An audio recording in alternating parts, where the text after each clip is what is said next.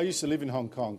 Under the British, one of the leading cities of Asia. Then Communist China took it back, started to take away its freedoms, and for months now there's been a people's revolt that has turned very nasty, very brutal, and in fact turned parts of this city into something that actually looks more like a war zone than a leading financial centre.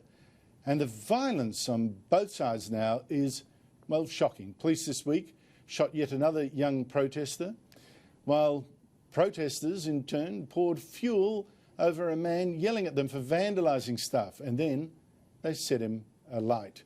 He's now fighting for his life. Joining me is the panel: Rita Panahi, Herald Sun columnist and Sky News host, and Campbell NEWMAN, former Liberal Premier of Queensland. Campbell, this shows no sign of ending, does it? It's in fact radicalising. I just wonder how this, well, what is the end of it? Will China step in? What's going on? Well, look, it isn't getting better, it's getting worse, and I think, you know, just to explore it a bit, on the ground, my sense of it would be there would be a growing proportion of the Hong Kong population who'd be getting rather concerned or indeed exasperated by the disruption to the economy and to daily life. And I think the protesters, well motivated or well intentioned they may be in terms of their democratic aims, probably losing people now. And also, of course, then that strengthens the arm of the Hong Kong government and indeed the PRC government, because ultimately, I think you've got it. You know, can any government responsibly allow lawlessness? Can these sorts of things going on? Again, we're all deeply sympathetic for the democratic rights of Hong Kong people, but how could the PRC government ultimately stand by and allow Hong Kong to descend into anarchy? Yeah, but wait, if they do try to something, what the reaction then will be. You know, Rita, so it breaks your heart, really. I loved Hong Kong.